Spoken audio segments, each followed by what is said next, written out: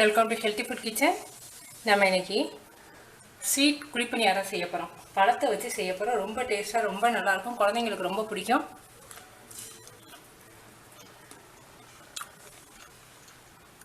மாம்பழம் ஒரு பெரிய மாம்பழமாக எடுத்திருக்கேன். 3 டேபிள் ஸ்பூன் பால்,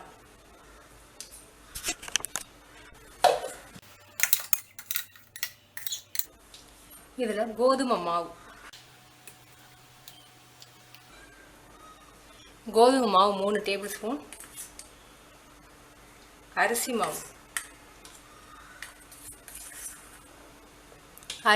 3 டேபிள் ஸ்பூன், ரவை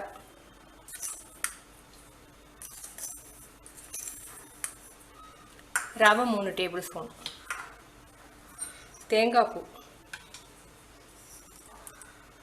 தேங்காய் கொஞ்சம் கடி விட்டால் தான் நல்லாயிருக்கும்னு நான் கொஞ்சம் குறைன்னு அரைச்சிருக்கேன். நீங்கள் தேங்காய் பூவாக வேணான்னு போட்டுக்கலாம்.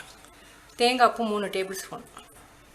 கொஞ்சமாக உப்பு சுவை இருந்தால் நல்லாயிருக்கும். உப்பு கொஞ்சம், உப்பு ஒரு சிட்டிகை, இது ஏலக்காய் ஒரு சிட்டிகை. என்னுடைய மாம்பழம் நல்லா இனிக்குது. உங்களுடைய மாம்பழத்தோடைய இனிப்பு சுவைக்கு தகுந்த அளவு நீங்கள் வெள்ளைப்பாகு சேர்த்துக்குங்க.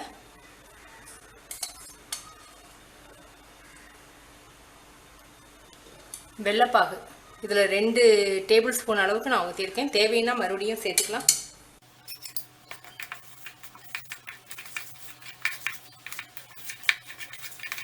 இனிப்பு சுவையை பார்த்துக்கிட்டு நம்ம வெல்லம் வேணுமா தண்ணி வேணுமான்னு சேர்த்துக்கலாம். இன்னும் கொஞ்சமாக இனிப்பு சுவை தேவை, அதுக்காக இன்னும் 1/2 டேபிள் ஸ்பூன். இப்போ இது கெட்டியாக இருக்கிறதுனால கொஞ்சம் மாவு இட்லி மாவு பதத்துக்கு வேணும், அதனால் கொஞ்சம் தண்ணி சேர்த்துக்குவோம். இந்த அளவுக்கு இருந்தால் போதும். நம்ம ரவை சேர்த்துருக்கிறதுனால ஒரு 1/4 மணி நேரம் 10லேருந்து 15 நிமிஷம் இதை மூடி வச்சுருவோம். அந்த ரவை ஊறணும்.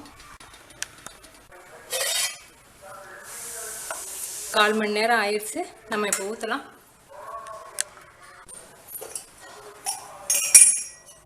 நான் ஆயில் ஊற்றுறேன். நீங்கள் நெய் வேணாலும் ஊற்றிக்கலாம், அது உங்கள் இஷ்டம்.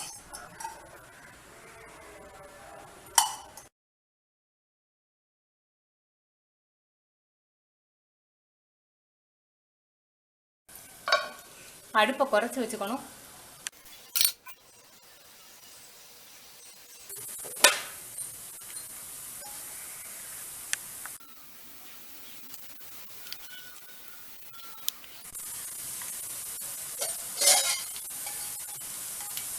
பணியாரம் ரெடி. நான் கொஞ்சம் ஆயில் அதிகமாக ஊற்றிட்டேன், நீங்கள் கொஞ்சம் குறைச்சிக்கோங்க.